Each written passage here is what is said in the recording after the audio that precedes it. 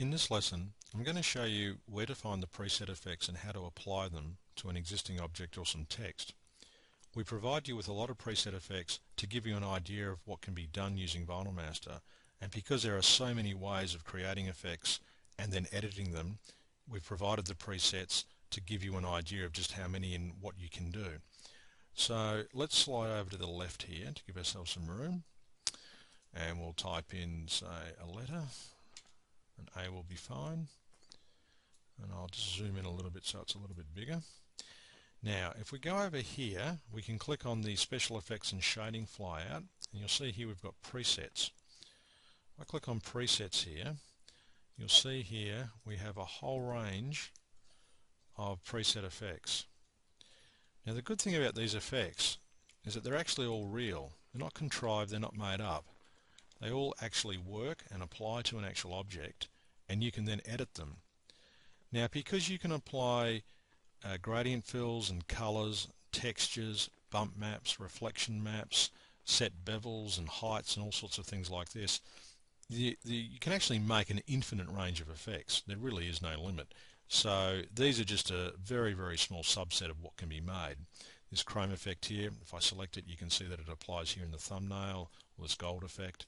So I'll apply this, say, chrome effect to begin with, and you can see it looks like a piece of chrome or silver. If I go back to the effect here, presets, I can make it look like a piece of marble. You know, I really can do quite a number of things. And there's just so many presets here to choose from, not considering you can make as many as you like yourself. You really have no limit as far as the sorts of effects you can do, and these are just they're a good grounding, a foundation that you can use. Now when you've selected or created a preset effect, you'll probably want to edit it and play around with it, and you can do that. As I say, these are all live effects, they're not contrived in any way. So I'll just go to a more basic thing like say a rock type look, and if I wanted to edit this rock effect I've got, when I select it, you'll see these tools come up down below here. Now I can select on any of these tools to select their given effect. There's the drop shadow there. This thing's got a slight outline to it. And if I select the shading tools, you'll see some more tools appear here, and one of them is the shading tools editor. If I click on that, and I just move it up out here, out of the way a little bit, I'll slide this across. So we've got a bit more room to see what we're doing. You can see here I can adjust all sorts of the lighting. I can change the bevel, and you can see it changes the shape of the object here. And I could change the texture here to something else. So I might use that texture, and you can see it's completely different looking texture. And I could go to any number of these different looks to create that stone effect or that rock effect that you've got there. And I can also bring up the presets from up here again. I could make it gold this time, and I could change the reflection map to something else.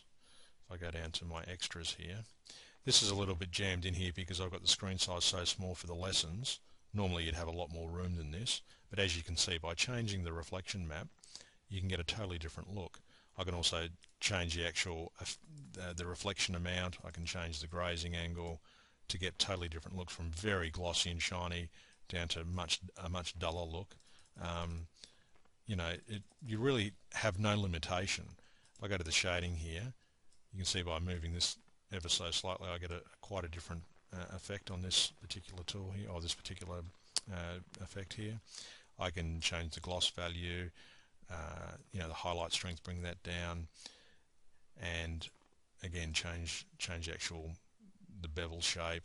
I can actually do it on the screen like this. So you can really create all sorts of amazing things, and this particular tool here, the shading effects editor, has its own lessons, so you can watch those to learn more about how to use that.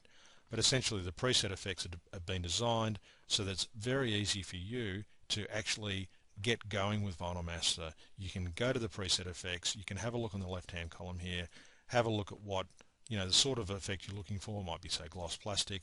You can have a quick look at the preview there. As you can see, you click accept and it applies it as it was in the preset, and then you can move on and start editing and playing around with the actual look of the effect itself after you've watched the lesson on this or gone to the manual and had a read, or just play around with it. So that's the end of this lesson.